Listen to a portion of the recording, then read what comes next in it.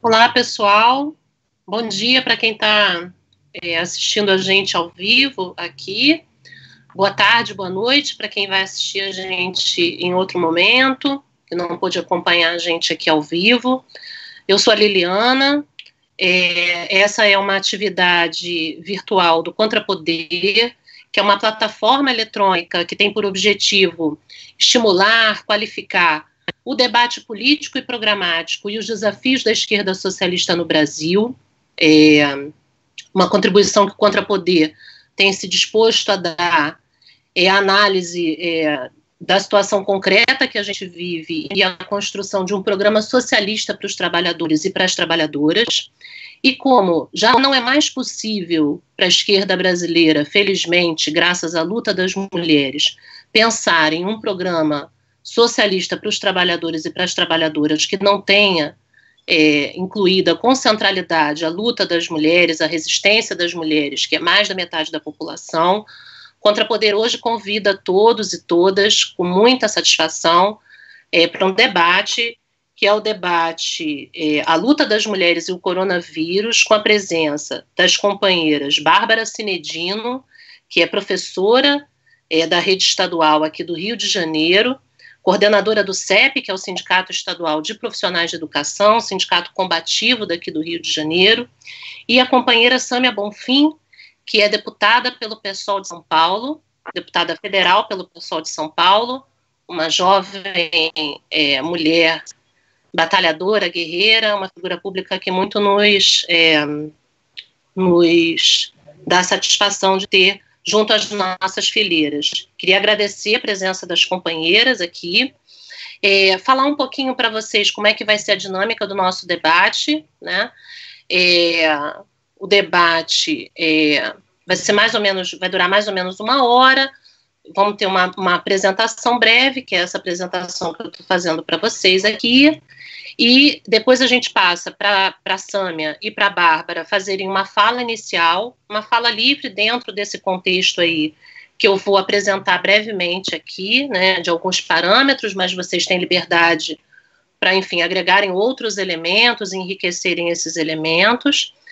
Depois eu vou ler algumas perguntas de quem estiver assistindo a gente ao vivo. Depois volta para a Bárbara e para a Sâmia responderem, 5 minutos para cada uma dessas respostas. Depois eu faço alguns comentários sobre essas perguntas e 5 minutinhos de encerramento para cada uma, tá bem? Então, queria começar rapidamente com alguns elementos que nos, inclusive, suscitaram a fazer esse debate aqui com esse recorte importante da vida das mulheres, né? Todos os estados brasileiros deram conta de um aumento significativo de dados de violência sexista, né? O estado do Rio de Janeiro, por exemplo, para citar um exemplo concreto, teve um aumento de mais de 50% do que pôde ser alcançado por quem faz esse tipo de monitoramento, né? O movimento de mulheres, inclusive, dá conta de que esse aumento pode ter sido superior, né? E com o agravamento da epidemia e com o agravamento das condições de sobrevivência, esses dados tendem a piorar. Se a gente compara do início da pandemia para agora, a gente já vai observar que houve um agravamento, né? Existe uma crise de contraceptivos no Brasil, né? Contraceptivos oral, camisinha, laqueadura, DIU, o aborto em casos permitidos por lei, vasectomia. A ONU Mulheres, por exemplo, está estimando que logo nós teremos algo em torno de 7 milhões de gestações não intencionais, né? Num quadro de pandemia, mulheres gestantes são considerados grupos de risco, né? Então, essas mulheres com essas gestações não intencionais estão num grau de vulnerabilidade ainda maior, quer dizer, são vítimas de violência sexista, não podem ter acesso a contraceptivos por conta dessa crise, o sistema de saúde está colapsado, né, em função da pandemia, e a gente vê que a situação das mulheres, do ponto de vista da saúde das mulheres, há uma coleção de violências, de toda sorte de violências cercando a vida dessas mulheres, né? Nós somos as primeiras a serem demitidas, somos as últimas a serem contratadas. O STF, né, e as instituições como um todo não atendem às demandas das mulheres. O STF recentemente rejeitou, sequer analisou, né, o mérito da ação que estava sob sua mesa em relação ao aborto terapêutico e outras medidas que cercassem as mulheres que foram vítimas do Zika vírus, né, e que engravidaram e tiveram filhos com microcefalia, uma série de elementos, de benefícios para essas mulheres nessa situação de fragilidade, sequer foi analisado pelo STF, né? Bolsonaro diz, por outro lado, a todo momento, que o aborto no Brasil não tem a menor chance de ser legalizado sob a sua gestão, né? Parafraseando um velho conhecido das mulheres, né, Eduardo Cunha, que ao assumir lá na época a presidência da Câmara dos Deputados, disse que o aborto só seria legalizado naquela casa legislativa sob seu cadáver. Nos obrigou a ter que pular sobre o cadáver dele várias vezes nas ruas e incendiou as ruas com a Primavera Feminista e o combate ao PL 5069, né? Que em 2015 as mulheres protagonizaram e desde então nunca mais saíram das ruas, né? Nós temos um quadro do atendimento da saúde onde 70% dos profissionais que trabalham na saúde no mundo são mulheres, e no Brasil mais de 80% desses profissionais de saúde são mulheres, né, trabalhando em condições precárias, com uma saúde completamente sucateada, onde Bolsonaro devolve para a pasta algo em torno de 8 a 9 bilhões de reais, que, não por acaso, é algo em torno do valor que ele vem cortando e que a PEC da morte retirou a possibilidade de investimento no setor, né? Então, nós temos uma saúde muito sucateada, que tem reflexos no atendimento e que tem reflexos para quem trabalha na linha de frente da saúde, né? No 1º de maio, em Brasília, nós tivemos uma violência contra as trabalhadoras em luta, né? E a presença de uma empresária bolsonarista nessa atividade nos comprova que, infelizmente, né, não basta ser mulher para estar do lado dos interesses das mulheres trabalhadoras, né?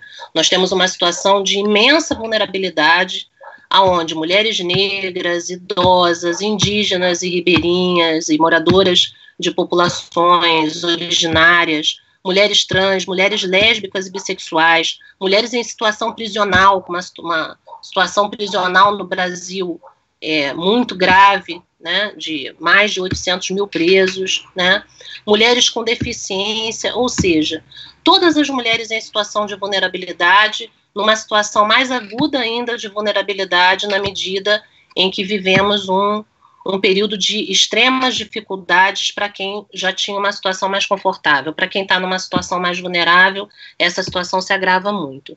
Então, queria que vocês falassem um pouco sobre os elementos que vocês considerarem importantes desse quadro todo que a gente está vivendo e tal, e que nos apresentassem um pouco das reflexões que vocês têm feito sobre a situação das mulheres que estão na linha de frente nesse momento, né? O objetivo desse debate aqui é a gente levantar, sabendo que temos um lastro de situação de imensa vulnerabilidade entre as mulheres trabalhadoras, que estão agravadas nessa situação de pandemia, né?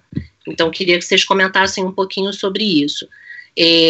Eu tinha pensado da gente começar com a Sâmia, e aí depois ir para a Bárbara, e nas rodadas seguintes a gente vai intercalando para uma falar uma vez, a outra começar, e assim sucessivamente. Pode ser assim? Então, Sâmia, queria que você começasse, vou marcar 10 minutinhos aqui para você, e aí eu vou avisar. Tá bem? Obrigada pela presença. Primeiro, também quero agradecer muito o convite e a possibilidade de debater com vocês, Bárbara, Lili, grandes companheiras imprescindíveis na luta das mulheres trabalhadoras, né? Como a Lili bem disse no final, Mais do que a representatividade feminina, né, que é um termo muito utilizado ultimamente, é importante que tenhamos mulheres na política comprometidas com a nossa luta e com a transformação da sociedade. E bem, começar que nós estamos na maior crise que a nossa geração já viveu, né? Uma crise inédita de proporções sanitárias, sociais, humanitárias e econômicas, ainda de difícil dimensão. A gente está só começando esse processo. Quando passar a pandemia, a sociedade a nível internacional vai ser completamente diferente, né? Vai ter uma reconfiguração da geopolítica internacional e no Brasil, em especial, a situação tende a se agravar. A gente fala muito da crise sanitária, econômica e social que acomete o Brasil, né? Mas o importante é observar que ela não começou com a pandemia, infelizmente, senão tudo seria um pouco menos difícil de lidar. O Brasil já estava numa situação muito grave. Essas cenas dramáticas e lamentáveis que a gente vê das pessoas morrendo na porta do hospital por falta de vaga da UTI não foi inaugurada com a pandemia. A gente sabe o quanto é difícil para um trabalhador conseguir uma vaga numa UTI, num hospital e ser atendido com qualidade. As pessoas já morriam, né, por falta de atendimento. Hoje elas estão morrendo mais, porque a sobrecarga dos postos de saúde, dos hospitais, está muito grande. E para as mulheres trabalhadoras, é aí que a gente vê, né, a questão do machismo estrutural e do papel que as mulheres acabam ocupando, né, nesse sistema, nesse modo de produção. Porque são as mulheres sempre as mais atingidas quando acontece uma crise. Acho que o primeiro aspecto que eu gostaria de destacar tem a ver com a luta pela sobrevivência, né, que passa tanto pela necessidade do isolamento social, que por hora é a nossa única possibilidade, o nosso único remédio, né, nosso único instrumento para enfrentar de verdade a Covid-19, que só pode ser possível se os trabalhadores tiverem renda, ou seja, se eles tiverem o direito a não sair de casa para se expor à contaminação e vender a sua força de trabalho fora de casa. Mas num país em que 50% da população é de trabalhador informal, praticamente, tem um nó que seria de fácil resolução se a gente não tivesse um governo que atua propositalmente para impedir o isolamento social, que trabalha para um setor, esse mais tacanha, mais mesquinho da burguesia, do empresariado, que ainda não entendeu nem mesmo as recomendações da Organização Mundial de Saúde, que é esfolar os trabalhadores até o final. Então, o que são essas filas hoje na porta da Caixa Econômica Federal para que as pessoas tenham acesso à renda básica? E tem um agravante para as mulheres, né? Principalmente para aquelas que são chefes de família, que através de uma emenda do PSOL, a gente garantiu que fossem 2 cotas, mas são cerca de 12, 13 milhões de pessoas ao todo que estão sem dinheiro ainda, depois de 50 dias. E nós estamos falando de R$ 600, que é um valor que não dá nem para a gente comemorar. Quando a gente aprovou a renda básica na Câmara, claro, você tinha que comemorar uma conquista, um avanço, né? Porque era uma linha de demarcação, inclusive contra o bolsonarismo, que estava contra ter qualquer tipo de auxílio para as pessoas ficarem em casa. A gente está falando de R$ 600, num país em que parlamentar ganha 30 pau, entendeu? A gente está falando desse nível de contradição, é muito absurdo, muito indignante. Então, acho que esse é o primeiro elemento, né? A renda básica, quantas mulheres trabalhadoras estão sem renda e estão morrendo. Pensar, por exemplo, nas trabalhadoras domésticas, né? No Rio teve um caso muito simbólico, que foi uma das primeiras mortes por Covid-19 no Brasil, que era de uma trabalhadora doméstica que foi contaminada pela sua patroa, porque a patroa não deu direito a ela ficar em isolamento doméstico. E também há uma luta, né? Porque o governador do Pará, até semana passada, queria incluí-las na categoria de serviços essenciais, também como uma herança da escravidão no Brasil, né? Dessa lógica de ter que submeter essas mulheres negras para servirem as famílias mais abastadas. Isso ainda existe no Brasil, mas felizmente também, depois de toda a repercussão negativa, isso caiu. Mas essas trabalhadoras domésticas seguem numa condição de vulnerabilidade, as pessoas não estão pagando elas, ou estão obrigando elas a irem trabalhar dentro dos lares, enfim. Um outro tema tem a ver com a sobrecarga, né? O aumento da jornada de trabalho das mulheres. Antes de começar, eu vi a Bárbara com o bebezinho de colo antes de começar a nossa live. Eu pensei nisso imediatamente. Claro, tem com quem, né, compartilhar as tarefas domésticas. Eu imagino que a realidade da Bárbara seja, inclusive, diferente, né, da maioria das mulheres brasileiras que tem que cuidar dos filhos sozinha, ou que o companheiro dentro de casa não compartilha as tarefas domésticas e não compreende que se tem uma sobrecarga das tarefas reprodutivas, né, porque a gente está aqui o tempo inteiro agora, não é só Eu mesmo, na minha casa, imagina, que eu não tenho filho, eu tenho uma vida, né, mais tranquila do ponto de vista dos afazeres domésticos.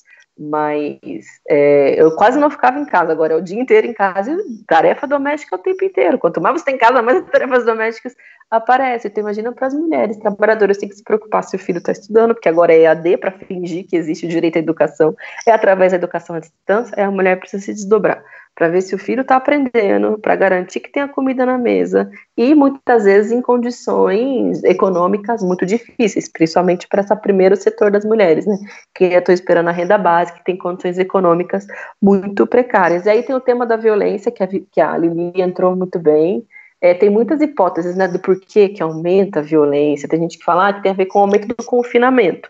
Por um lado, sim, afinal de contas, é mais difícil de tornar público um problema que é doméstico e que deve ser tornado público, né? Essa é uma das nossas demandas, inclusive, que as mulheres sempre procurem ajuda, conversem com as outras mulheres, outras companheiras, mas tem a ver, acho que essencialmente com um contexto de crise, né? De dificuldade mesmo da situação social, econômica, e o quanto essa lógica de dominação que se expressa no ambiente doméstico se aflora, né, num contexto como esse, de pandemia, com tantas dificuldades. Aqui em São Paulo também aumentou em 20% os registros de feminicídio. Assim, a situação tá muito grave e, por hora, os governos não tomaram nenhuma iniciativa contundente assim, para enfrentar. A gente sugeriu vagas em hotéis e pousadas, sugeriu ampliação do Disque 180, sugeriu uma série de medidas que estão sendo adotadas em outros países, inclusive, mas por hora absolutamente nada, só demagogia do governo federal e dos governos locais também.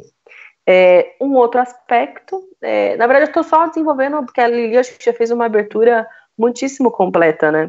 Mas tem a ver com as trabalhadoras da saúde. Eu falo trabalhadoras, porque mais de 80% é de mulheres, principalmente na enfermagem, né, que é a maior categoria, a segunda maior categoria do Brasil. A primeira maior categoria, que é de professoras, é a maioria de mulheres, a segunda também é de mulheres. Você vê, é o batalhão pesado, né, da classe trabalhadora, de fato, está entre as mulheres, que estão na linha de frente, numa situação, assim, muito dramática para muitas delas. Mais de 100 profissionais de enfermagem já morreram no Brasil, morreu mais do que na Itália e na Espanha juntos. Principalmente porque a maioria não tem material de proteção, assim, EPI, que é o básico do básico que você precisa ter para trabalhar num ambiente hospitalar, assim, é tão óbvio, mas o óbvio precisa ser dito, principalmente em tempos como os que a gente vive.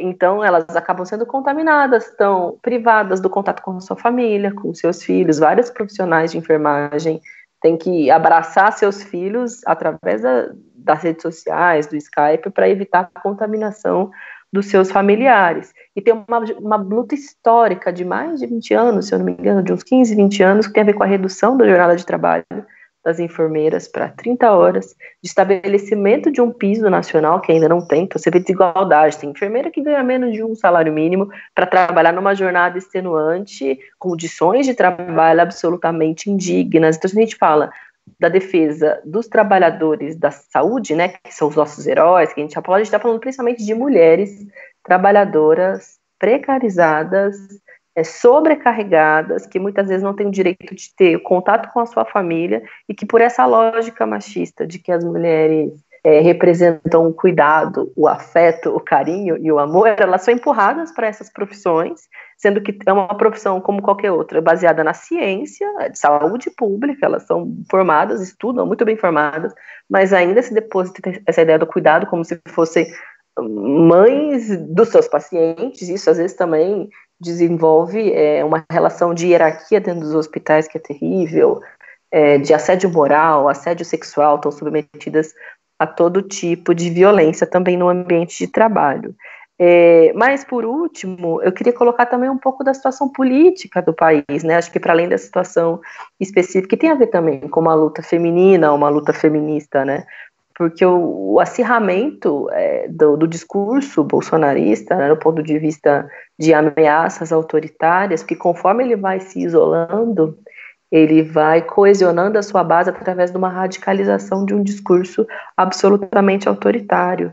Isso é muito perigoso para nós, mulheres, e se em momentos recentes e históricos, né, como a Lili muito bem colocou, as mulheres foram à linha de frente para enfrentar esses reacionários e autoritários, acho que agora isso deve se expressar também. No processo eleitoral, a luta do ele não, ela foi uma luta que condensava um protagonismo feminino, feminista, e uma essência anti-autoritária muito forte, né? A ideia de que a gente não queria um cara que elogiava ditadores, que queria nos ver mortos, etc. Eu acho que esse espírito, ele segue se expressando, talvez, numa vanguarda, né, do movimento, mas ele deve ser reativado para que a gente tenha a condição de enfrentar e derrotar o Bolsonaro. Nós fizemos o pedido de impeachment, né, uma articulação ampla de, enfim, de lideranças parlamentares, militantes do PSOL e de outros movimentos, e eu acho que a bandeira do fora Bolsonaro também tem um aspecto, claro, da classe trabalhadora que está sendo muito prejudicada pelo governo no contexto de pandemia, desde antes, né, mas agora mais, mas também tem um aspecto feminino, feminista muito significativo que a gente deve saber explorar, principalmente a partir desses elementos de gênero, né, que estão muito expressos na pandemia e na forma como o governo vem lidando com ela. Foi só uma abertura, mas na verdade eu achei que a abertura da Lili foi muito boa, só tentei, enfim, desenvolver mais alguns elementos. Acho que a gente está bem em sintonia mesmo, né? Obrigada, Sâmia. Bom, queria agradecer o pessoal que está assistindo a gente aí nas redes sociais, Natália Granato, Esther Dias, Sérgio Granja, Carmen, daqui do Rio, Marlene Petros, Jerusa, Lucas. Obrigada, pessoal. Queria que vocês deixassem dúvidas, perguntas aí no chat. A gente, na medida do possível, vai tentar, enfim, contemplar aí as questões que forem surgindo. Queria, antes de passar para a Bárbara, lembrar que hoje também, todo dia é dia de luta, mas hoje é um dia 14 de maio, é um dia que faz 2 anos e 2 meses do assassinato político da nossa companheira Marielle Franco, um assassinato que ainda não nos trouxe as respostas que façam com que a gente possa entender de fato o que aconteceu naquele 14 de março de 2018. Nós ainda precisamos dessas respostas, a memória da Marielle, da sua luta, ainda precisa dessa resposta. Então, essa atividade aqui também acontece num dia que é um dia de luta para a gente, e que é um dia que, aqui no Rio de Janeiro, o movimento de mulheres determinou, através de uma articulação, que fizéssemos um maio pela vida das mulheres, muito impactadas pela situação de violência sexista, que já era muito problemática no Brasil, e que, com declarações da nossa ministra Damares, né, que diz que as mulheres estão em casa vivendo praticamente um paraíso, ignorando a realidade de milhões de brasileiras que estão submetidas a situações de violência ainda mais problemáticas, numa situação econômica que é tão fundamental para retirar essas mulheres da situação de violência, ainda mais agravada em função da pandemia e da dificuldade dos precários trabalhos que lhes são alcançados, que lhes são possíveis, né, para a maioria da população que vive numa situação cada vez maior de desregulamentação do trabalho e de fragilidade do trabalho a que ela tem acesso, a que essas mulheres têm acesso, né. Queria, então, passar agora para a Bárbara, que é professora da rede pública, que é mãe também, para trazer um pouco das suas contribuições a partir desse seu olhar, desse seu lugar de militância. Bárbara, você tem 10 minutos, vou te avisar quando forem 5 minutos e quando faltar 1 minutinho para você. Por favor, querida. Tá bom. Obrigada, Lili. Pessoal, bom dia. Primeiro, queria desejar um bom dia para todas, né, para a companheira Sâmia. Queria dizer que é um prazer estar aqui debatendo com a companheira. Agradecer muito a Lili, nossa companheira de luta. E o pessoal que está assistindo a gente, né, a Lili já falou, meu nome é Bárbara, eu sou professora da rede estadual e da rede municipal aqui no Rio de Janeiro, né, e também atualmente estou na direção do CEP, que é o Sindicato Estadual dos Profissionais de Educação, e eu estou na pasta de gênero e combate à LGBTfobia, né, e nesse dia de hoje, primeiro a Lili já colocou várias coisas que ajudam a gente no debate, né? Porque, de fato, a gente está vivendo o Maio pela Vida das Mulheres, que foi um movimento organizado, né, como a Lili falou, pela Marcha Mundial de Mulheres aqui do Rio de Janeiro, né? E a gente está realizando diversas ações. E hoje é o dia que completam 800 dias sem Marielle, né? Então, hoje é um dia de luta e de ações de justiça por Marielle. Acho que é legal a gente deixar marcado. E essa semana, acho que foi uma semana importante, né? A companheira Sâmia pegou um tema que para a gente é fundamental, né? Que são das nossas companheiras trabalhadoras da saúde, né? No dia 12, na terça-feira essa semana, que é o Dia Mundial, né, das enfermeiras e dos enfermeiros, mas é bom a gente fazer esse recorte das enfermeiras, né, porque as companheiras até já falaram aqui que no mundo 70% dos profissionais de enfermagem são mulheres e no Brasil 80% são mulheres. Né? Então, o que a gente está falando é que quem está na linha de frente do combate ao coronavírus tem rosto de mulher.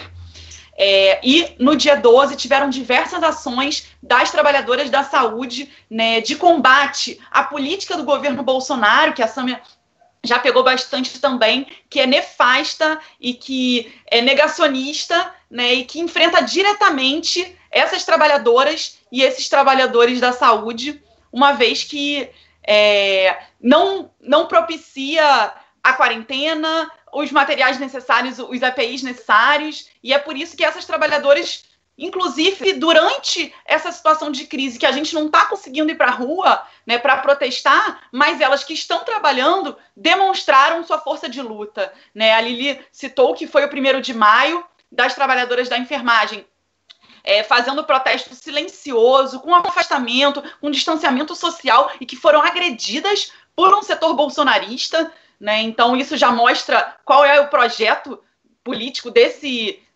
governo. Né? Então, a Sâmia depois, no final, pegou um tema que a gente quer voltar sobre como enfrentar, defender as mulheres significa enfrentar o governo Bolsonaro. Né? Porque, de fato, hoje, ele é um principal empecilho para que a gente garanta a quarentena no país. Né? A Sâmia explicou muito bem que garantir a quarentena significa garantir direitos para que as pessoas possam ficar seguramente em casa.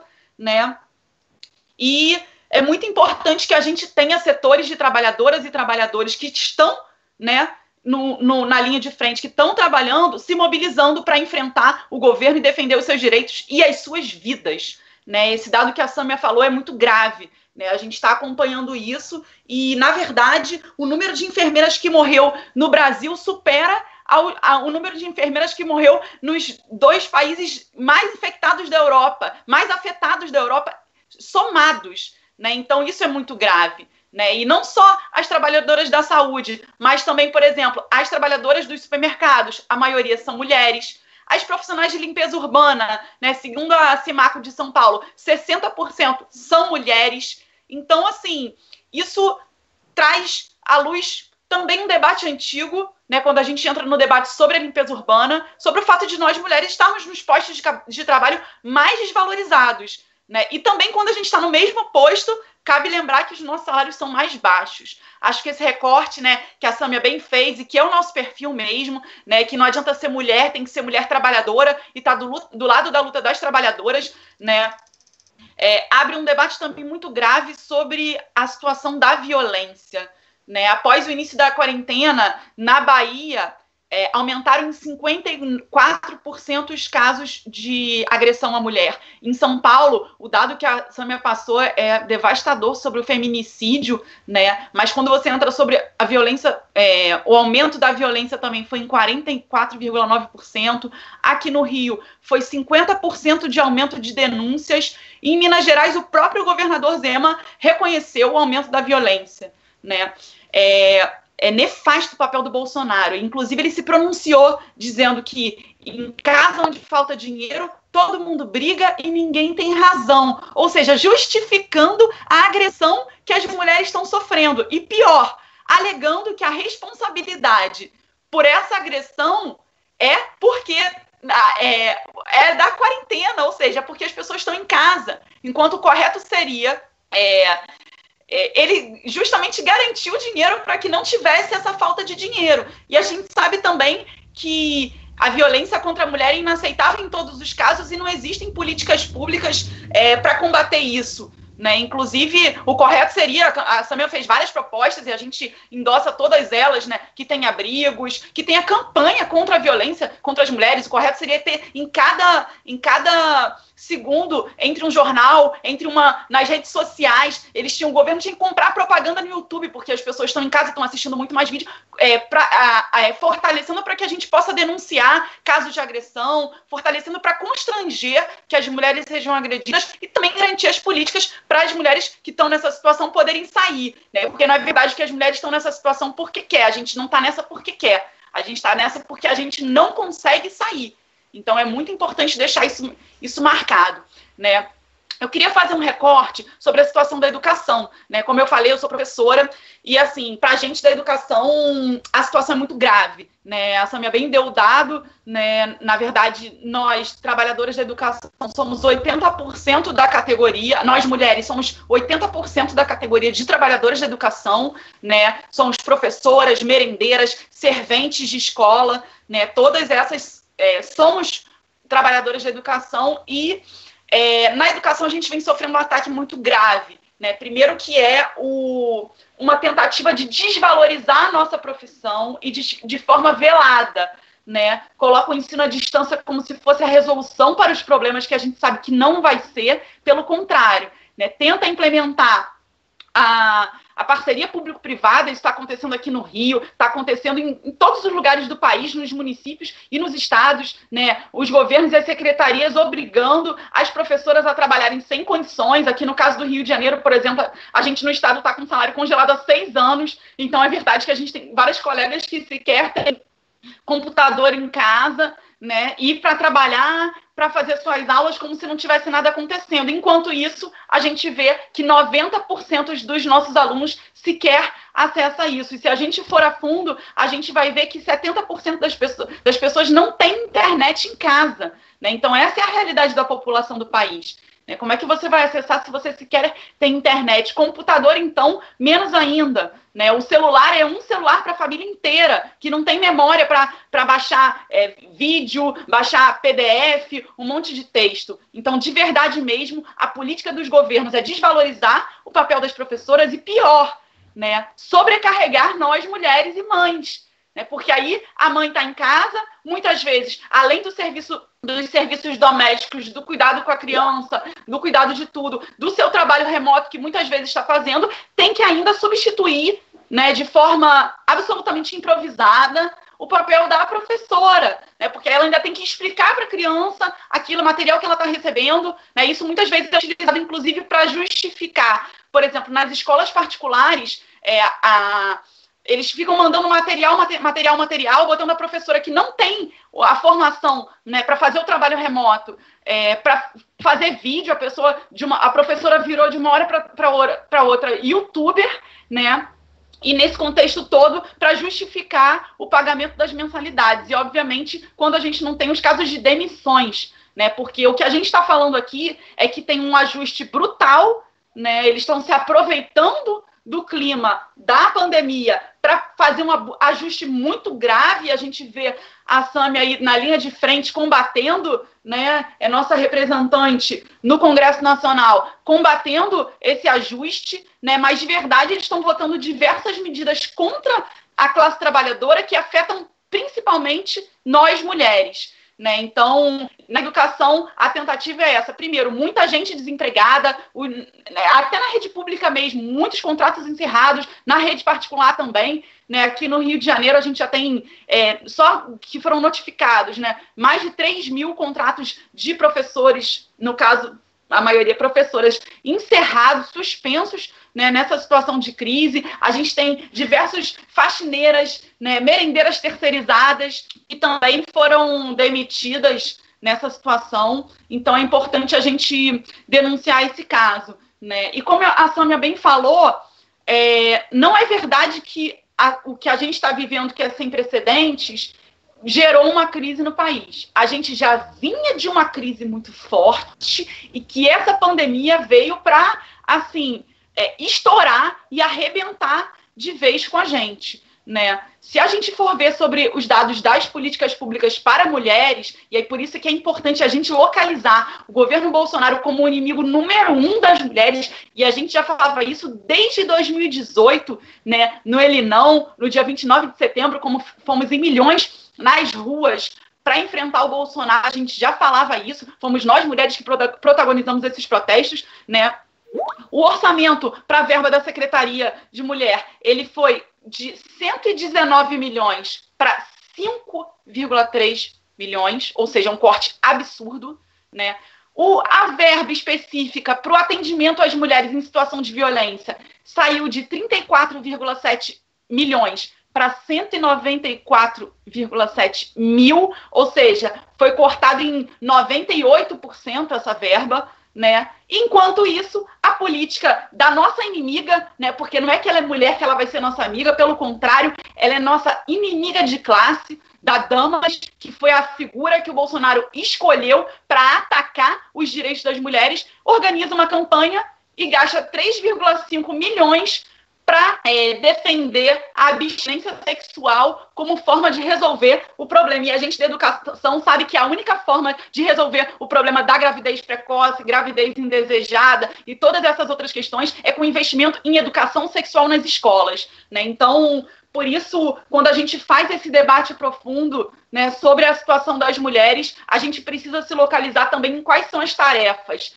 né? Lá no CEP, por exemplo, aqui no Rio de Janeiro, a gente aprovou essa semana o apoio às lutas dos profissionais e das profissionais da saúde, que tem que seguir, né? O dia 12 foi super importante, foi marcado por protestos em diversos hospitais, as companheiras dando tom mesmo de enfrentamento ao governo Bolsonaro, né? E também é importante que essa luta siga, né? Então, lá no CEP, por exemplo, a gente aprovou uma medida que é para a gente articular com sindicatos e outros movimentos sociais uma continuidade dessa luta. A gente precisa organizar uma plenária virtual dos sindicatos, dos movimentos de mulheres e das profissionais da saúde para justamente ver como é que a gente pode dar seguimento. Porque a gente não pode... Claro que a gente está em casa, tem toda essa questão, mas a gente não pode deixar esses ataques seguirem contra a nossa classe e a gente não se manifestar, né? Então, essa articulação seria muito importante. A gente, inclusive, teve junto na luta, né? Para concluir, a gente teve junto na luta do impeachment, né? Fomos parte daquelas que protocolamos junto com a Sâmia, né? Ela protocolou, mas em nosso nome também, estava lá nos representando, né? O impeachment do Bolsonaro, porque de verdade, a única forma da gente colocar o Bolsonaro para fora é de resolver o problema das mulheres, é colocando o Bolsonaro para fora Bolsonaro e Mourão, né? Então, e dizer que existe caminho para isso. Existe de onde tirar dinheiro para investir na saúde, para investir nas campanhas em defesa das mulheres e contra a violência doméstica, né? E a gente tem 3 propostas para isso. A primeira delas é a taxação das grandes fortunas, né? É possível a gente cobrar dos ricos, porque é inaceitável que nós, trabalhadores e trabalhadoras, paguemos para essa crise. O segundo é o fim das regalias para os políticos, né? Como a Sâmia bem falou, são absurdos o que eles recebem, e enquanto isso a maioria da população está se engalfinhando, está adoecendo morrendo sem receber os R$600. E por fim, e mais importante, existe dinheiro porque hoje 2 bilhões de reais por dia são retirados dos cofres públicos, enviados diretamente para os bolsos dos banqueiros. E é daí que vai sair o dinheiro para a gente resolver o problema das mulheres, o problema da saúde, o problema da educação, todos os problemas sociais do país. A gente precisa retirar o dinheiro dos banqueiros. Essa é a nossa tarefa e por isso é muito importante, e para a gente é um prazer ter a companheira Sâmia conosco nessas batalhas, né? E já peço aí a companheira Sâmia o apoio para ajudar a gente a articular com os sindicatos, com os movimentos sociais, para a gente tentar construir uma plenária virtual para ver como é que a gente dá seguimento a essa luta toda. Obrigada, Bárbara. Para quem começou a assistir a gente aí durante a fala da Bárbara, essa é uma atividade do Contrapoder, é um debate sobre a luta das mulheres e nesse contexto de pandemia.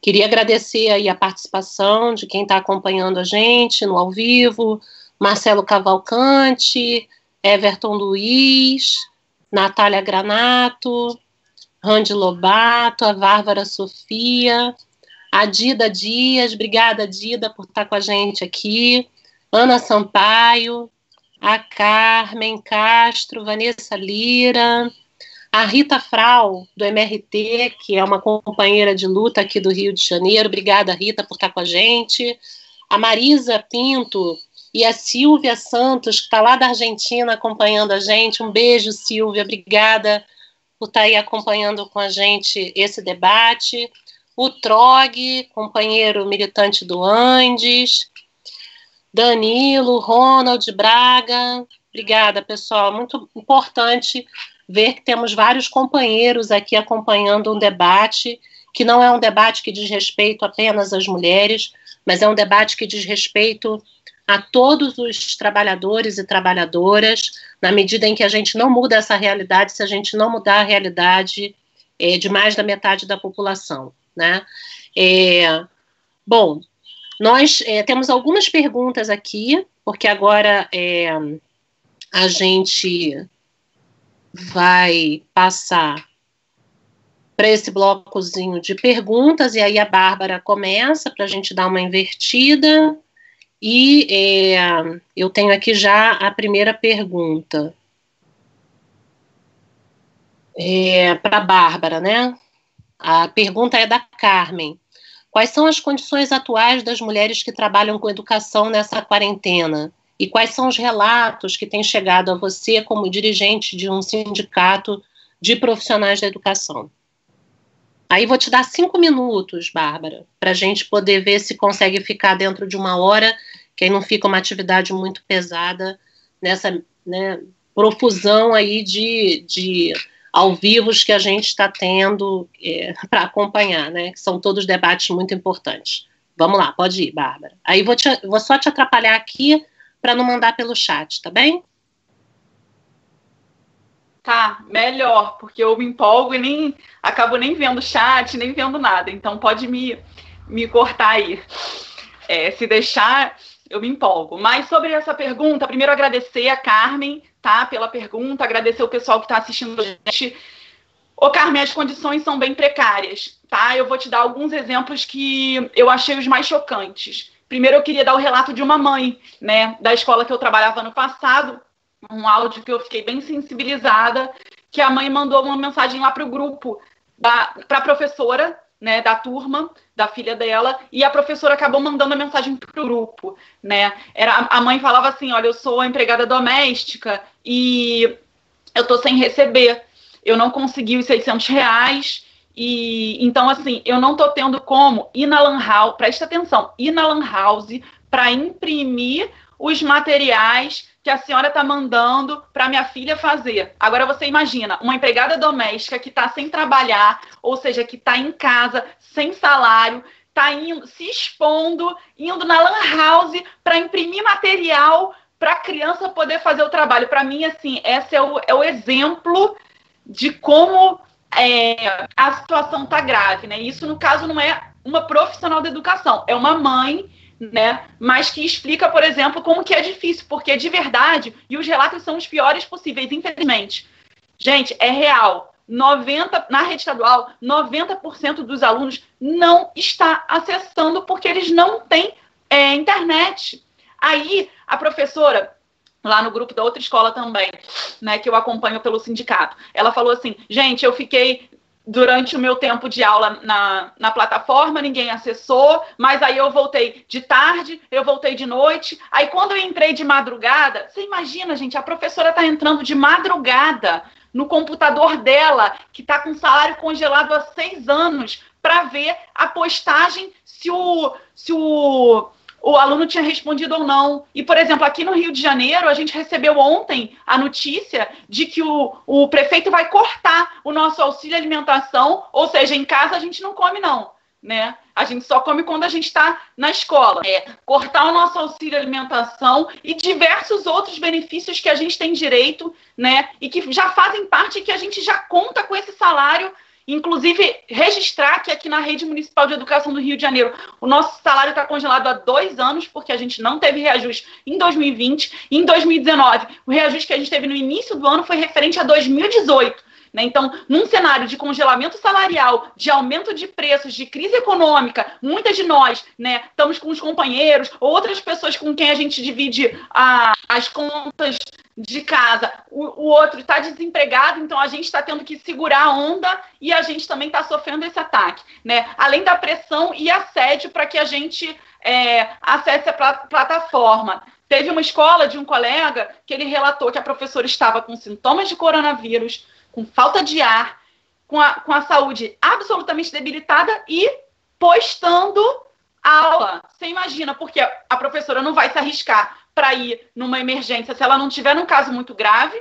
tá certo? E ela tá ali postando as aulas. Então, esse é o caso aqui no estado do Rio de Janeiro. O assédio é brutal, inclusive aos alunos, né? Teve aluno ameaçado de perder o ano porque não está acessando, sendo que ele não tem as condições para acessar, e até mesmo de perder o Bolsa Família. As ameaças estão nesse nível, né? Então, é por isso que é muito importante, como a Carmen, né, perguntou, a nossa tarefa também é organizar os profissionais de educação. Aqui no CEP, por exemplo, que a gente está defendendo é que tenham assembleias de base virtuais para que a base possa decidir, interferir nos rumos da direção do movimento, porque a gente precisa, de fato, dar uma resposta contundente e fazer uma grave campanha, uma forte campanha, denunciando esse grave ataque que os governos estão fazendo com a educação à distância, que, na prática, na rede pública, é uma grande farsa e só serve para implementar de forma velada a privatização da educação pública. Obrigada, Bárbara. Vou ler aqui alguns comentários que apareceram aqui no chat para a gente, antes de passar para você, Sâmia, porque eu acho que, na verdade, a sua pergunta vai ser um pouco a síntese desses comentários, né? Primeiro, dizer para quem está assistindo a gente que, embora essa atividade não seja uma atividade do PSOL, uma atividade do contrapoder, né, que quer cumprir um singelo papel de contribuir aí com as reflexões da esquerda socialista, as saídas do ponto de vista dos trabalhadores e das trabalhadoras com uma política de esquerda radical. Nós temos hoje participando aqui 2 companheiras que eu queria, inclusive, chamar a atenção sobre isso, porque faz parte da trajetória política delas e tal.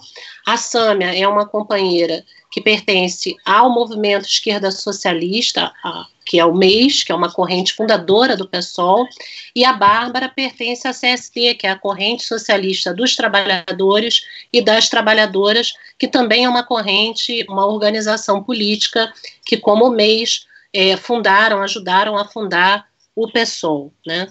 Então é desse lugar também que essas companheiras falam a partir dessas vivências, né? O Leandro, e aí nesse sentido, olha só, né, que coisa curiosa, como é que a gente também tem uma dificuldade enorme, mesmo dentro da esquerda. O Leandro Aguiar, por exemplo, escreveu aqui: já fui filiado ao PT, já fui ao PSTU e circunstancialmente estou no PSOL e pretendo me desfiliar assim que possível e não voltar à militância.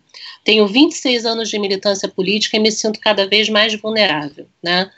Ele pergunta: qual é o papel da luta organizada, partido e movimentos sociais na superação e pandemia, e em que a pandemia vai alterar a atuação política após a sua superação, né? Ele já está pensando lá como é que vai ser essa questão pós-pandemia, como fica a situação da esquerda pós-pandemia. O Marcelo Cavalcante, concordando com o Leandro, disse que há uma enorme crise política e a esquerda não está livre disso, né? Que existe uma crise enorme de direção, mas que há novas direções surgindo, como a das lutadoras aí, das enfermeiras, né? A Natália, e aí eu acho que a sua pergunta pode estar também mais concentrada nisso, Sâmia, ela diz o seguinte: a iniciativa do impeachment deve estar vinculada a exigir das centrais sindicais a construção de um plano de lutas para garantir a quarentena geral e para colocar para fora Bolsonaro e Mourão, né? A Bárbara Sofia, que também está acompanhando a gente aqui, perguntou: quais são as saídas que nós, mulheres trabalhadoras, podemos encontrar para enfrentar esses ataques dos governos, né? E a Carmen deixou também um comentário aqui sobre a enfermagem. Há um contingente de técnicas de enfermagem que está na base da saúde, são mulheres e negras, além de outras trabalhadoras e trabalhadores na área de saúde e em limpeza, por exemplo. A Natália comenta que o governo zerou o repasse ao programa Casa da Mulher Brasileira, um absurdo. E, na verdade, a gente percebe com esse comentário da Natália, que traz essa realidade para nós, que não há como uma mulher sair de uma situação de violência sexista, que em geral acontece dentro do seu ambiente doméstico, se ela não tiver condições financeiras de sair dessa condição de violência, né? Então, Sâmia, não sei se ficou muita coisa, se ficou muito confuso, mas, enfim, queria que você fizesse aí menos uma resposta a uma pergunta objetiva e mais alguns comentários a esses elementos que foram trazidos aí por quem está acompanhando a gente aqui nas redes. Sim, acho que são perguntas, né, e comentários que caminham num sentido semelhante, que tem a ver com os impasses e um pouco a encruzilhada que a esquerda, e mesmo a esquerda socialista brasileira, se encontra no contexto de pandemia. Vou mais trazer algumas reflexões, enfim, nenhuma resposta pronta, né, porque acho que isso é um tema que a gente se debruça também todos os dias, né. Primeiro, acho que essa crise do coronavírus, como a gente já apresentou, ela só aprofundou as mazelas todas do capitalismo e a forma como o Brasil foi destroçado, principalmente nos últimos anos, né, com as políticas de austeridade. Então, a dificuldade por exemplo, da manutenção das pesquisas acadêmicas para pesquisar vacinas, tem a ver com a crise da ciência nos últimos anos, né, então o SUS absolutamente sobrecarregado, e aqui um parênteses, né, a gente está com uma campanha, até para compartilhar com as companheiras e com todos que nos assistem, da imediata implementação da fila única no Brasil, porque é brutal, você vê que em muitos lugares já está na sobrecarga máxima, 90%, quase 100% de ocupação dos leitos de UTI do SUS, enquanto a rede privada ainda tem leitos disponíveis, mas que o povo não consegue acessar porque não tem dinheiro ou não tem plano de saúde, né? Por isso a gente também está com essa campanha, batalhando no STF, batalhando no Congresso, mas principalmente construindo junto com a população. Então mostra, eu acho que eu quero dizer com isso, que todas essas mazelas do capitalismo, que estão muito expressas na pandemia, especialmente ela localizada no Brasil, são também uma oportunidade para a gente contrapor o nosso programa, né, a nossa perspectiva de sociedade. A gente só está com essa condição de que o lucro está acima da vida, porque as pessoas, por não terem plano de saúde, não podem ser atendidas. De que as pessoas não têm nem sequer direito ao isolamento social, a uma renda básica emergencial que não custaria nada para o governo, principalmente considerando que, de largada, garantir 1,2 trilhão de reais para garantir que os bancos passem pela pandemia sem ter nenhum tipo de, não digo nem de crise, porque crise banqueira nunca tem no Brasil, né, mas nenhum tipo de perda, nenhum tipo de prejuízo, enquanto o povo não consegue ter acesso a 600 reais. Então, acho que existe uma oportunidade para a gente contrapor o nosso projeto, né, que não é um projeto, em primeiro lugar, autoritário, que eu acho que isso é uma expressão muito clara do governo Bolsonaro, e por isso não quer permitir que existam projetos que sejam dissonantes a esse do massacre completo da população, que não é um projeto de exploração dos trabalhadores acima do direito à vida, e que não é um projeto que beneficia banqueiro num contexto em que o povo mereceria ter todo tipo de assistência possível por parte do Estado. Ou seja, é um projeto que tem, inclusive, pilares em um sentimento muito importante no contexto de pandemia, que é o da solidariedade. Exemplos de solidariedade ativa, que é da resistência das mulheres que estão na linha de frente como principal setor atingido também pela crise do coronavírus e, ao mesmo tempo, o setor que tem mais condição de dar respostas concretas e materiais de enfrentamento, que são as trabalhadoras da área da enfermagem. Então, como que num contexto como esse, né, ainda existe tanta dificuldade de que essa esquerda socialista se apresente como uma alternativa? Eu acho que, primeiro, tem a ver ainda com um atrelamento a uma política de uma etapa anterior, né, de condução e de direção da esquerda no Brasil, que é o atrelamento tanto, não somente ao PT enquanto instrumento, enquanto partido, mas à política mesmo, né, de conciliação e de tentativa de caminhar somente através das instituições, e muitas vezes com um programa completamente recuado. Não é através dessa estratégia a gente vai conseguir apontar como alternativa. Sendo mais concreta, hoje, muitos analistas políticos, analistas burgueses, apresentam nomes como Sérgio Moro, Witzel, o próprio Dória, como se fossem os principais nomes de uma oposição consequente ao Bolsonaro. Se você for pensar do ponto de vista de seguir recomendações da Organização Mundial de Saúde, de fato, tem uma diferença entre eles, né? Uns são mais lunáticos, outros são burgueses mais racionais, digamos assim. Mas do ponto de vista do projeto econômico, ou seja, eles têm uma unidade de classe muito grande, né? Então não é possível que a gente entregue para eles, que eles enganem a população de que são oposição, de que são uma alternativa, até porque no processo eleitoral estavam todos juntos, aliás, até 10 dias atrás, na verdade, estavam todos juntos e seguem juntos na agenda da austeridade. A Bárbara colocou, né, que está cortando o vale-refeição dos professores no Rio de Janeiro, e em São Paulo isso também aconteceu, vale-refeição, vale-transporte, cortou parcela do 13º, ou seja, que é um valor indispensável para ter o mínimo de condição de sobrevivência dos trabalhadores, ao mesmo tempo que faz processos, até por não ter licitação, né, porque no contexto de pandemia as coisas precisam acelerar, contratos milionários, absurdos, com empresas de educação à distância, com empresas de fornecimento de respiradores que nunca chegaram nos hospitais e nos postos de saúde. Então, é um nível de alinhamento, do ponto de vista da política econômica, que explica por que a gente não pode depositar também na mão deles uma possibilidade de desgaste, de queda do bolsonarismo.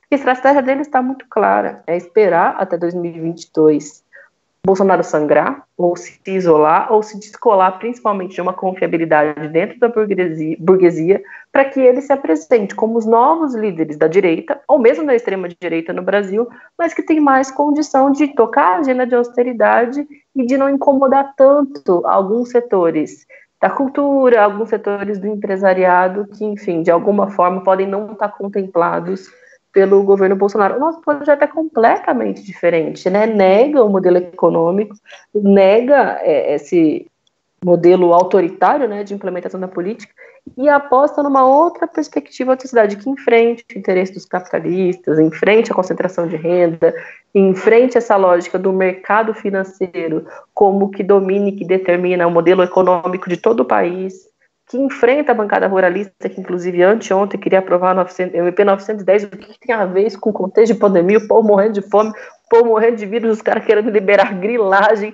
desmatamento da Amazônia. Eu acho que esse debate ambiental faz todo sentido, mesmo nesse contexto, não só de pandemia, mas para pensar um outro modelo de sociedade, né? Acho que tem vários companheiros e companheiras que incorporam cada vez mais o debate do ecossocialismo, e a gente precisa aprender, porque isso é parte da nossa estratégia, assim como a gente incorporou, né, a temática feminista, a luta das mulheres. Acho que a temática ambiental também é parte do nosso desenvolvimento, enfim, para pensar um outro modelo de sociedade.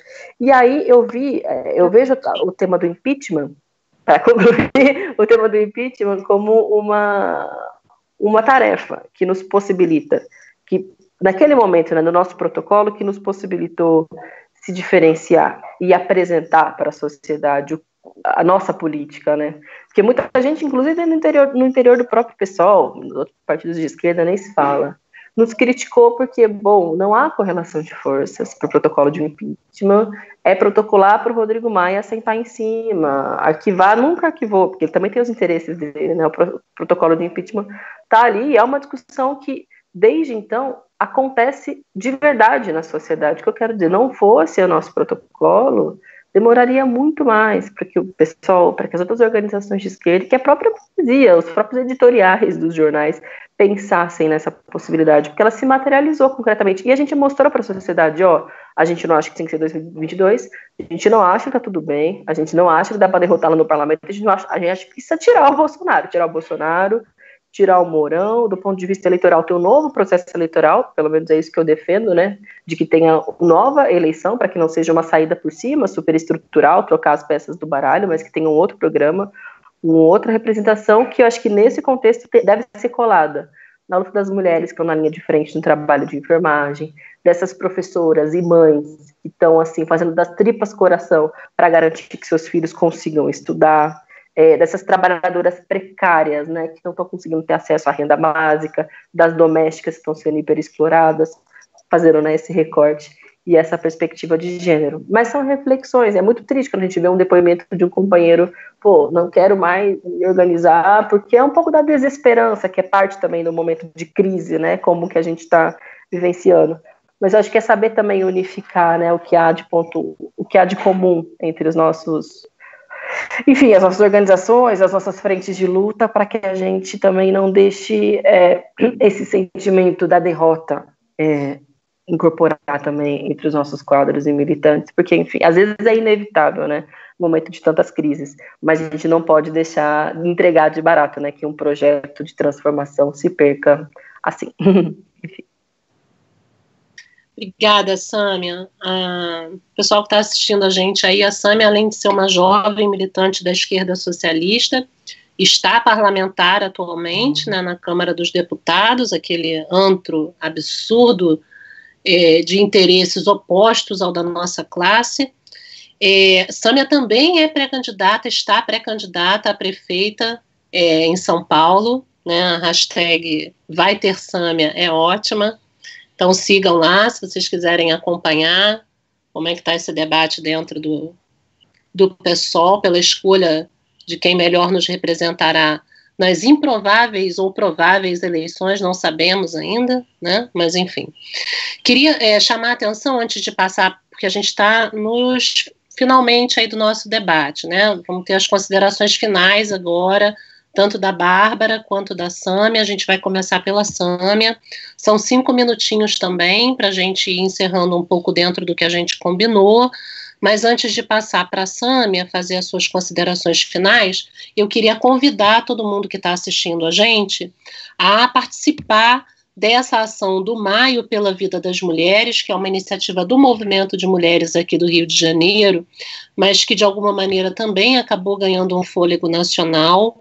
Hoje se completam, né, 800 dias sem Marielle, e são 2 anos e 2 meses, e a gente segue com determinada urgência a pergunta de quem, a resposta para a pergunta de quem mandou matar a Marielle, né? A gente segue querendo saber quem mandou matar Marielle. E a ação do Maio pela Vida das Mulheres hoje é que a gente faça uma homenagem com panos, flores, cartazes amarelos nas janelas. E às 20 horas a gente vai fazer uma ação política chamada Luzes por Marielle, com lanternas ou velas na janela, né? E tem um compartilhaço às 17 horas com 2 hashtags que a gente está trabalhando. Uma é a hashtag Justiça por Marielle e a outra hashtag é Quem Mandou Matar Marielle. Esse é o Maio pela Vida das Mulheres, no dia 14 de maio. Bom, antes de passar aí para a Sâmia ainda, rapidamente, queria agradecer a todo mundo que está assistindo, Manu Souza, Marlene Petros, Sandra Quintela, obrigada, Sandra, Hugo Tati, de uma página muito interessante sobre direitos trabalhistas no Instagram, que é @dotrabalhador, quem quiser seguir, é bem interessante, bem legal. O Hugo também trabalha como estagiário no CEP, no Sindicato de Profissionais da Educação, e sabe exatamente colocar seu conhecimento a serviço da luta dos trabalhadores e das trabalhadoras. Bom, então, sem arrastar muito mais, Sâmia, suas considerações finais aí pra gente, por favor, 5 minutinhos. Tá bom, Lili. Bom, primeiro, novamente, agradecer muito o convite, o debate de altíssimo nível das companheiras, agradecer a todos que acompanharam também, do qual ainda é aberto, nossas redes estão sempre abertas para a gente seguir o debate e respondendo. Acho que a gente conseguiu pegar vários temas, né, principalmente a importância e a centralidade das mulheres no enfrentamento a essa pandemia do coronavírus.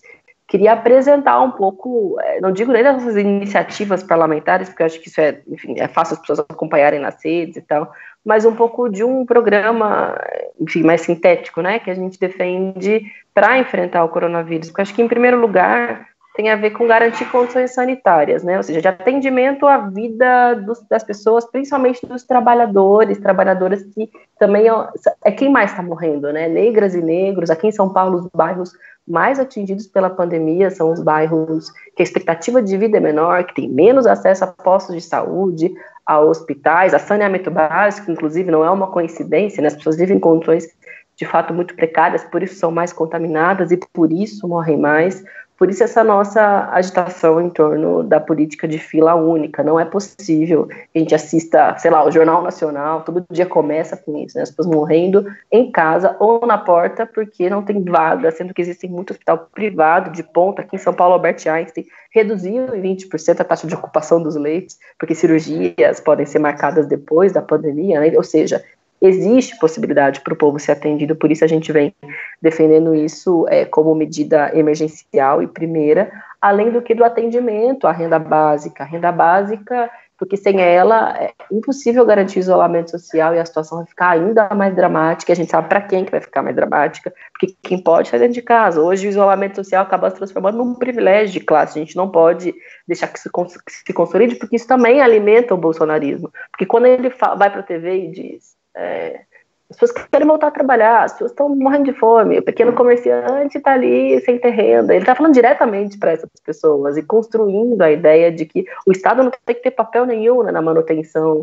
dos direitos sociais, do direito a enfrentar a pandemia, coloca no indivíduo a responsabilidade, e isso acumula para uma perspectiva de continuidade do projeto bolsonarista, né, no pós-pandemia, e não do povo identificá-lo como o principal inimigo. Por isso acho que a gente tem que ter bastante zelo, né, com o tema do isolamento social. Ele é necessário, mas não é na perspectiva do fique em casa, né, colocando para o trabalhador a responsabilidade, mas o Estado precisa garantir as condições de isolamento social, por isso a renda básica, por isso política de crédito e manutenção do pequeno comerciante, do sujeito que, né, tem ali a sua vendinha, que emprega um ou dois no bairro e faz a economia ali girar e garantir, enfim. Acho que é a partir dessa perspectiva. A gente fala muito de aumentar também a renda básica, né, porque R$600, gente, assim, enfim, né, R$600 a gente sabe que é muito pouco para conseguir a subsistência e a manutenção das famílias. Também a bandeira dos testes massivos, principalmente para os trabalhadores da saúde, mas para toda a população, porque existe sim um nível de subnotificação muito grande, e isso também às vezes ilude a população, faz com que, não, mas 10, 11 mil, quantas pessoas morrem de acidente, quantas pessoas morrem, entendeu? Fica às vezes menosprezando os números, e porque nos dá a real dimensão, inclusive, para poder fazer exigências, né, de políticas públicas que devem ser tomadas. E também apoio às trabalhadoras da saúde, porque eu concordo com algum companheiro que colocou, se existe uma nova vanguarda, né, uma nova linha de frente de um processo de resistência ao bolsonarismo, à pandemia e de construção de uma alternativa, passa por essas mulheres, assim como as trabalhadoras da educação e as outras que estão sofrendo com a sobrecarga na pandemia. Então, apoio às trabalhadoras da saúde. E do ponto de vista econômico, sempre falo, é engraçado, né? Até engraçado, porque hoje existem vários keynesianos de ocasião e existem vários liberais que falam, não, veja bem, talvez a gente tenha que recorrer ao Estado para tentar enfrentar a pandemia. Então, fazer disso uma oportunidade para a gente dizer, tá vendo? Na verdade tem dinheiro, sempre teve dinheiro, mas vocês nunca quiseram, na verdade, fazer com que o dinheiro chegasse para o povo. Por isso, sim, taxação das grandes fortunas, esse debate de construir uma taxação temporária. Temporária é o caramba, enquanto existir milionário, bilionário, concentração de renda, tem que ter taxação das grandes fortunas, taxar lucros e dividendos, todo aquele nosso programa da reforma tributária solidária, né, que tem a ver com uma outra lógica de contribuição, revisão da dívida pública, porque sim, além de ter muito dinheiro diário que vai para o bolso dos bancos, como eu disse, no início da pandemia foi 1,2 trilhão de reais para os bancos, para que eles passassem o contexto da pandemia, e até agora não foram 30 bilhões de reais para o enfrentamento ao Covid-19. Reflitam, então assim, não tem como achar que é dinheiro para banqueiro, que tem que ser a lógica, que é justamente o que nos levou a essa situação de miséria. E claro, se não tiver dinheiro, emite moeda, gente. Assim, é tão simples, tem coisa até que economia básica não tem perigo de inflação hoje na sociedade brasileira, assim, pelo contrário. Emitir moeda, seguir investindo onde precisa, porque se chegou a essa semi-conclusão, né, de que tem dinheiro e que ele deve ser investido, que vá até o fim. porque a sociedade ela vai ser completamente reconfigurada após a pandemia. Os efeitos psicológicos e emocionais vão ser muito brutais.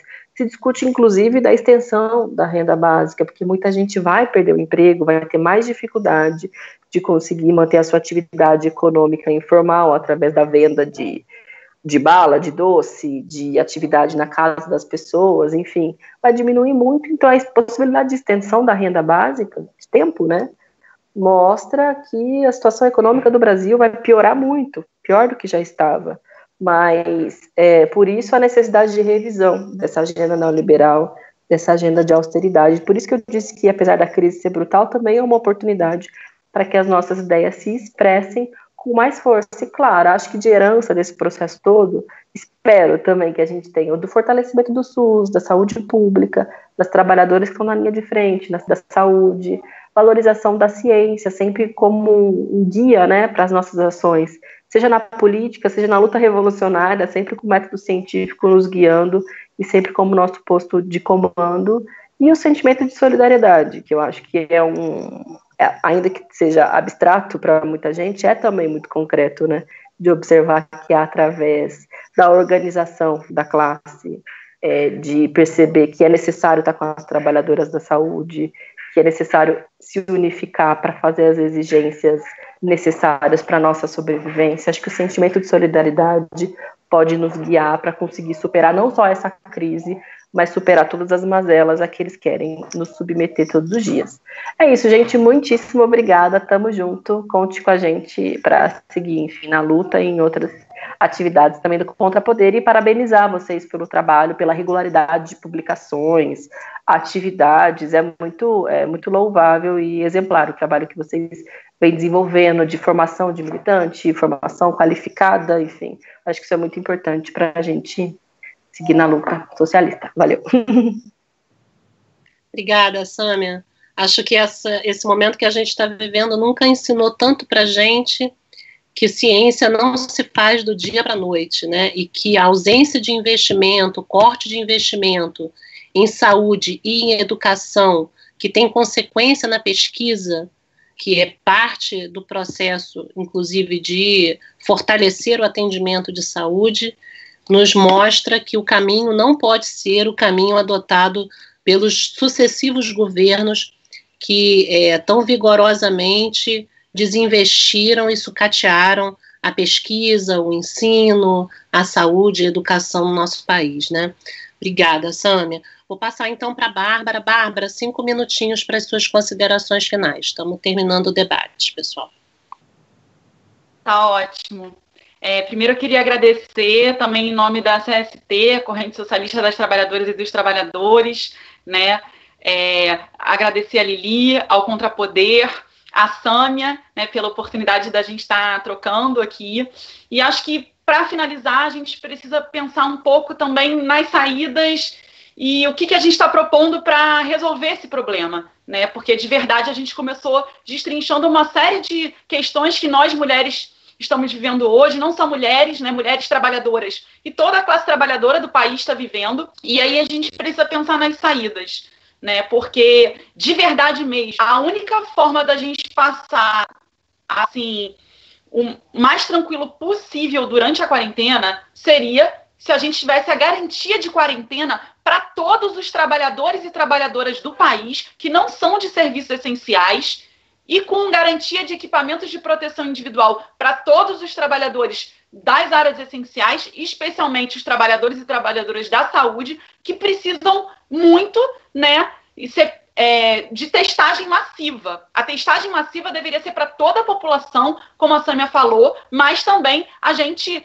ter uma prioridade aí para os trabalhadores e trabalhadoras da saúde, porque o que a gente está falando é que aqueles que estão salvando as nossas vidas estão morrendo, né? Então, acho que eu queria colocar aqui uma consigna que acho que é o nosso norte, né? Lute como uma enfermeira. Os trabalhadores e trabalhadoras da saúde mostraram o caminho, né? Fizeram mobilização, fizeram luta, fizeram paralisações nos seus setores para chamar atenção para a situação política. E não foram só eles. Tem diversos outros trabalhadores que estão em serviço, né? Tem os metalúrgicos, por exemplo, que no início da pandemia fizeram greve para garantir salário, para garantir emprego, porque estava tendo ameaça de demissão. E semana que vem, por exemplo, tem metalúrgicos de algumas fábricas da região de São José dos Campos que vão fazer assembleia para debater sobre o ajuste que a direção da empresa está tentando implementar. Então, eu acho que é muito importante a gente fazer o recorte da nossa classe, porque a Sâmia falou muito bem, o Moro, o Dória, o Witson, o Rodrigo Maia e o Davi Alcolumbre, eu adendo esses dois nomes, são figuras da burguesia que em alguns momentos podem ter mínimas diferenciações com o governo Bolsonaro, mas eles estão juntos para aplicar um ajuste brutal à nossa classe. E por isso a gente sabe, a Sâmia mais do que a gente aqui, sabe que o enfrentamento no Congresso Nacional é muito difícil. A gente é minoria lá. Então não é do Congresso que vão sair as soluções para a nossa vida. Inclusive, se foi muito importante a gente protocolar o impeachment no início, a gente sabe também que para derrotar o Bolsonaro, não vai ser o Congresso Nacional que vai resolver isso. Para a gente derrubar o Bolsonaro, quem tem que resolver e tomar as rédeas dessa ação é a nossa classe em movimento, como fizeram os trabalhadores e trabalhadoras da saúde, e por isso a gente faz uma exigência às direções das centrais sindicais. No CEP a gente aprovou, e agora a gente vai seguir na batalha para que seja de fato encaminhado uma plenária nacional para que a gente possa articular os movimentos sociais do país para organizar a nossa luta, né? Por exemplo, os trabalhadores que estão trabalhando, e a gente sabe que tem muita gente que está trabalhando e não é de serviço essencial, precisam fazer greve. E por isso a gente faz essa exigência. As direções desses sindicatos têm que chamar greve nessas categorias, têm que mobilizar esses trabalhadores que estão se expondo desnecessariamente para fazer mobilizações de enfrentamento e de greve, né? Acho que o caminho é por aí, é pela nossa mobilização. A nossa classe é capaz de virar esse jogo, né? Teve um companheiro que se listou e falou sobre a nossa angústia, e se a nossa angústia é difícil, eu fico imaginando das trabalhadoras da saúde que estão na linha de frente, que podem morrer a qualquer momento porque não estão recebendo os equipamentos e não abaixaram a cabeça. Seguem se mobilizando, inclusive fazendo lutas, demonstrando que existe um caminho e uma alternativa que a nossa classe precisa implementar. A gente precisa derrotar o Bolsonaro e o Mourão, e quem vai fazer isso é a nossa classe, com as suas táticas de luta, como as trabalhadoras da saúde já demonstraram, e é possível, se tiver um mínimo de boa intenção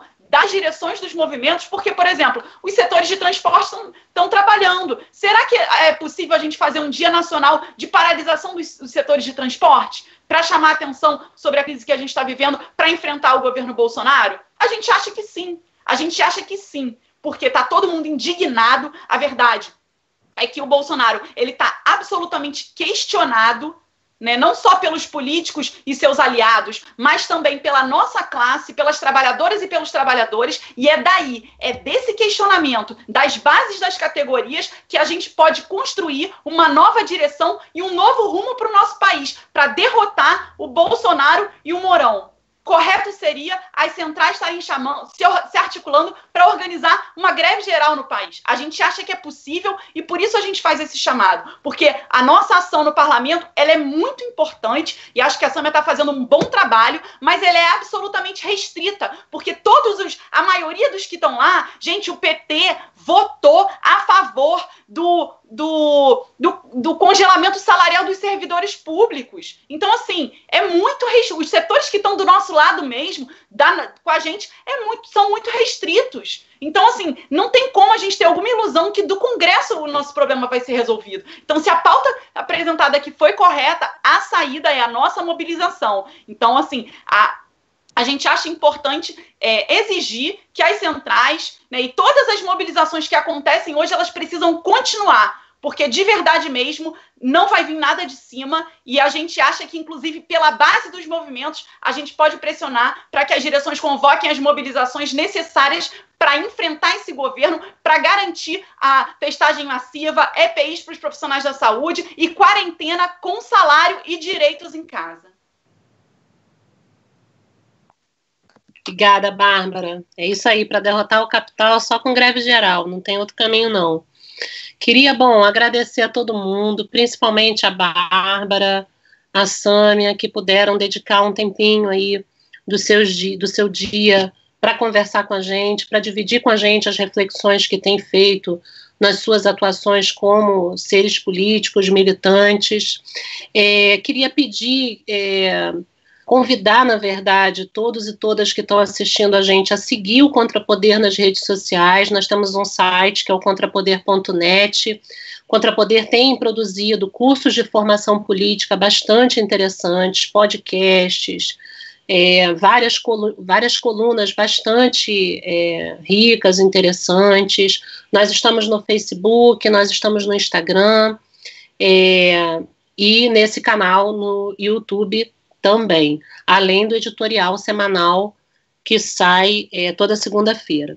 Queria deixar, por último, um convite, porque não tem como a gente discutir pandemia sem a gente discutir moradia, e o Contrapoder vai realizar, semana que vem, na sexta-feira, dia 22 de maio, um debate sobre moradia com a companheira Lurdinha Lopes, que é coordenadora do Movimento Nacional de Luta por Moradia, daqui do Rio de Janeiro, o companheiro Pedro Arantes, que é da Unifesp, de São Paulo, e o companheiro Carlos Weiner, que é do IPUR, daqui da UFRJ. Então, um debate sobre moradia como um direito fundamental para garantir um outro direito muito essencial, que é o direito ao isolamento social para conter a pandemia no Brasil. Então, estão todos e todas convidados, sexta-feira, dia 22 de maio, às 16h30, nos canais do Contrapoder, um debate sobre moradia. Obrigada, pessoal. Obrigada, Sâmia. Obrigada, Bárbara. Um beijo para todo mundo. Tchau, bom dia. Tchau. Obrigada, gente. Valeu.